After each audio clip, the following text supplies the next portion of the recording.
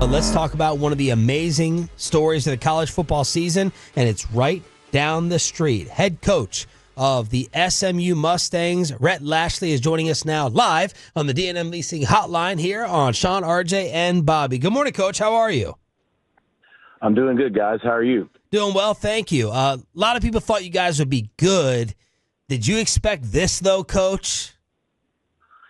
I don't know. I mean, no one's ever kind of gone into a power conference and started 5-0 in the league. So I can't say I expected it, but I did think we had a team that we had a lot of guys returning off of last year's 11-win team. And we have a good team culture. They believe in each other. They love playing together, and they just they know how to win. And so we really felt like we had a team that would compete. And, even in year one, now we didn't really know what that would look like. And, they've just gone out week after week and played really well. And, like I said, I don't think anybody told our guys we weren't supposed to be contending.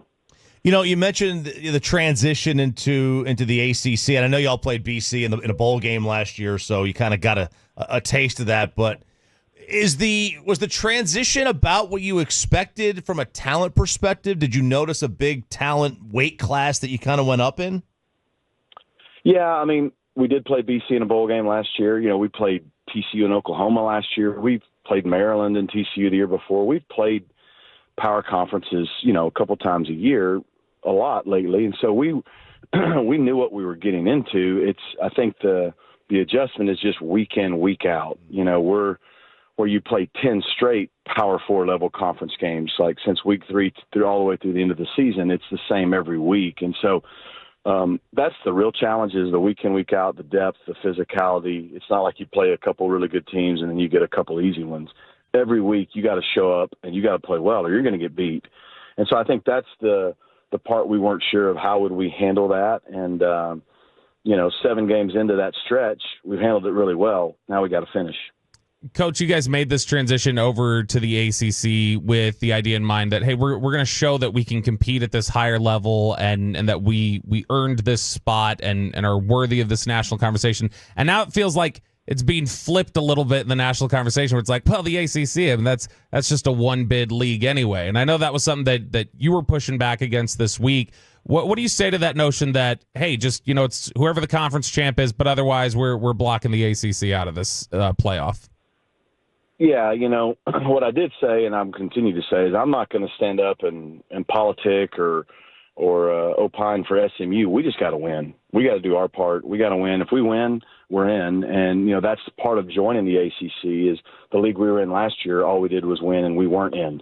And so we're now in a position, if we win, we're in. But, yeah, the thing I don't love, and I don't think it makes any sense, and I think everybody knows it doesn't make sense, is the ACC, even the Big 12 right now that has undefeated BYU, in the last week or two, it's all of a sudden become, well, it's probably just a one big league, maybe a two bid league, but probably one.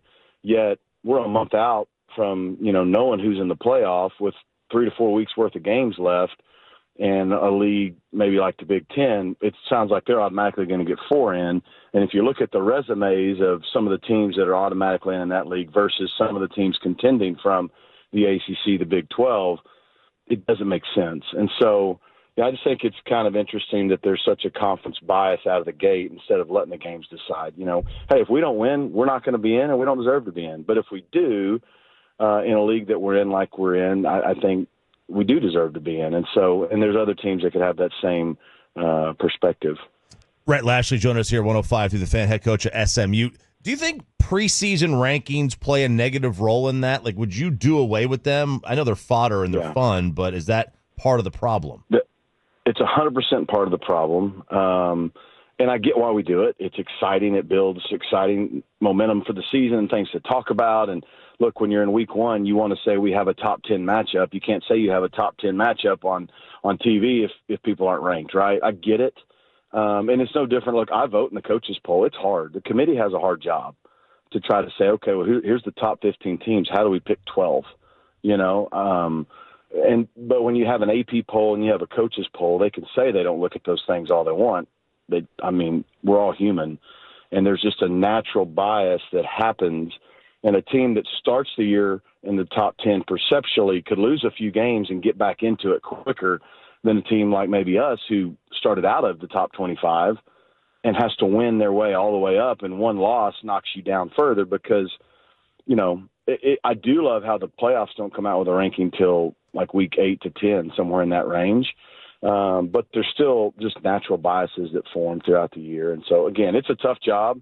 And, we argued when there was only 2, and then we argued when there's only 4, and now where there's only 12. It's awesome for our game. And a 12-team playoff, I think it should be 16, but a 12-team playoff is great. There's 12 teams that are going to get in instead of 4. Right. And look, if you're 13, 14, 15, you're not going to like it.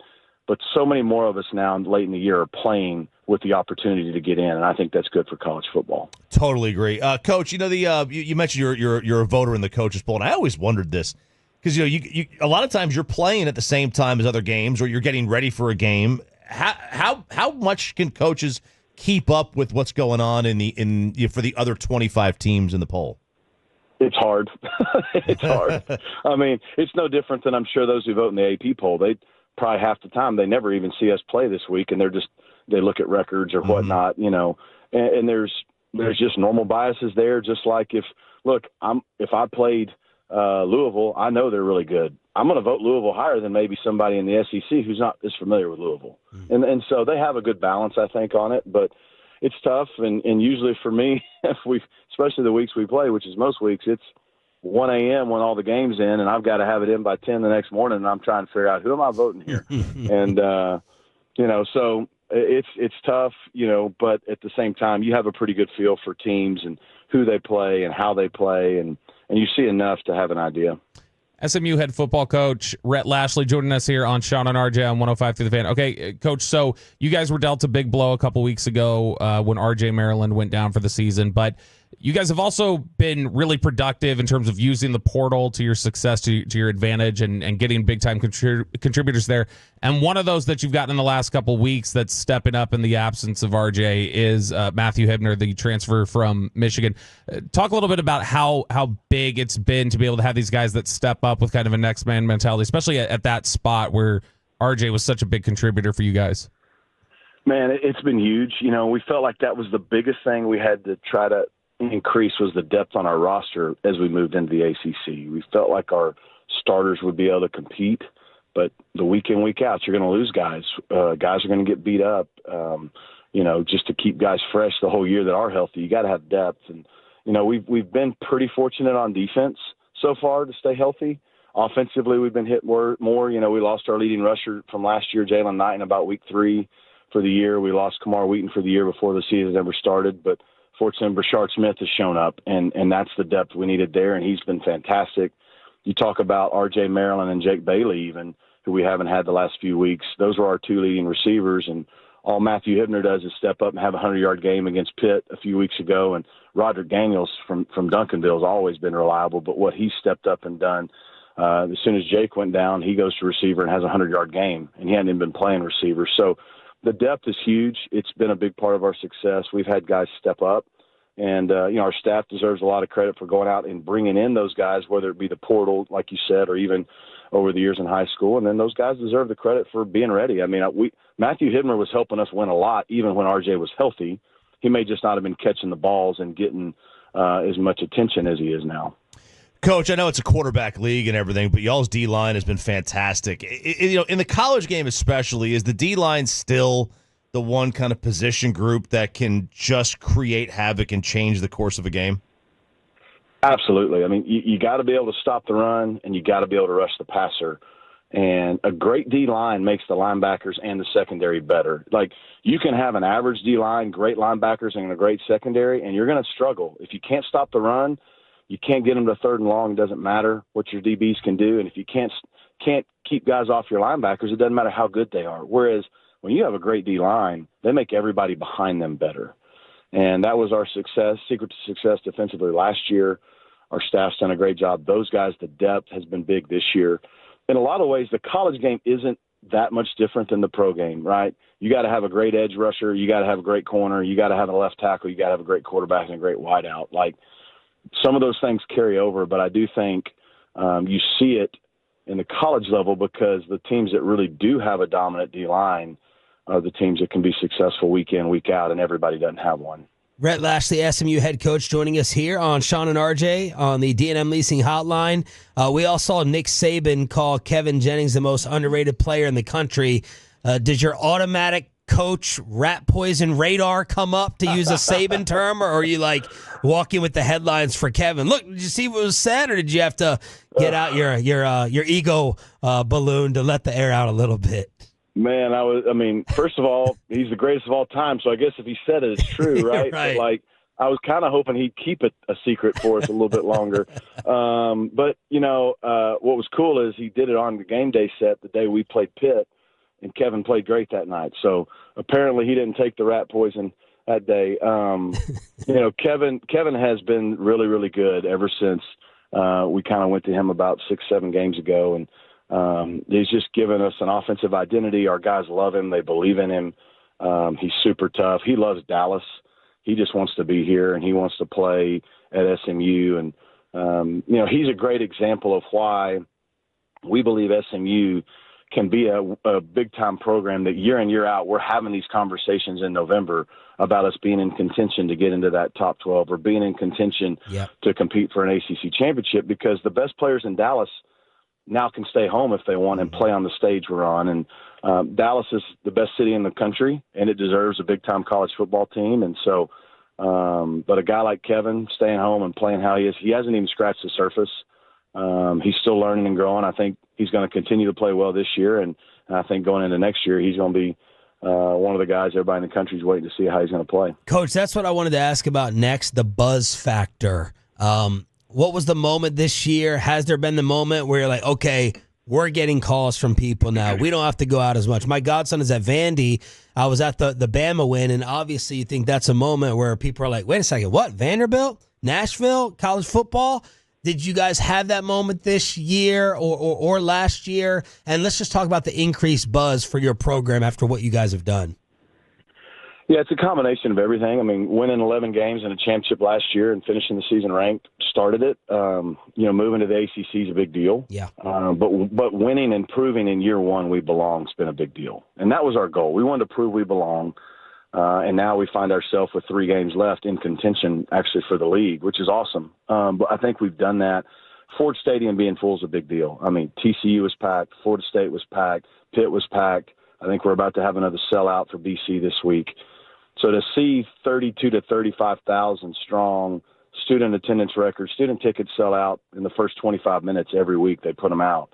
That is a big-time college football atmosphere and environment that we needed for those guys to say, man, we can stay home. And so the buzz has been good, but you got to win. Everybody likes a winner. Nobody wants to come see somebody who's not winning. And so, especially in a city like Dallas, where you got a lot of options. Yep. And so, our guys have handled it great. The buzz has been great.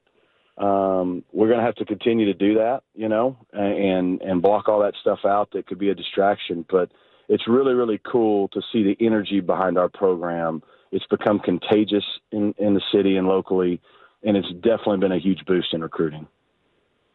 Coach, just here, last one for you. As you look ahead to the remainder of the season, you talk about handling your business, and as long as you guys take care of things, you're not going to have to worry about how the CFP, views the ACC overall. What do you look at over the course of the next several weeks heading into this CFP discussion? What is it that you want to see your team continue to double down on or accomplish or grow in? Well, we got to find a way to finish. And, we've done that the last 2 seasons in November, but now we're doing it in a different league at a different level.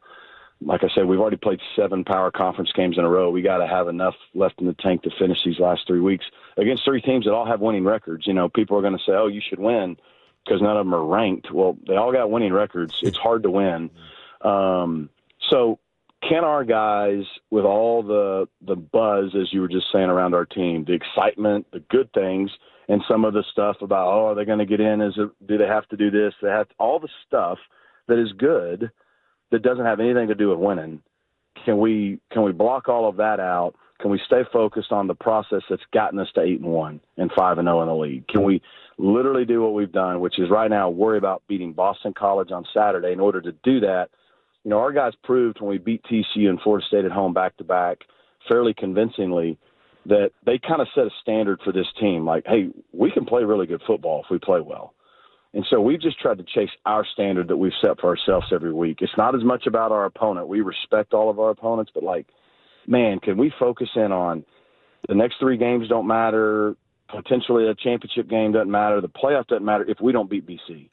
And so how do we focus in this week on the formula that's worked for us? And if our guys can stay present, I think we can find a way to win these tough games. If we get distracted, which a lot of teams do this time of year, then we're going to stumble. Friend of the show just texted me to ask, what is the last thing Coach cooked on his Traeger? Ooh, I haven't been on the Traeger in a while, but I believe it was just some pork ribs late in fall camp. It was something I didn't have a lot of time. Pork ribs are easy. In season, I don't get on the Traeger much. If I have a night, usually do a steak on the cast iron inside the house. You know what I mean? But all right. But yeah, I mean the briskets and the pork butts are coming soon as the season ends. Look at that. I love it. That is impressive right there. Hey, man, it's always an absolute pleasure to have you on. Congratulations and keep it going. We can't wait to keep rooting for you guys. Thank you, Coach. Appreciate you guys having me on.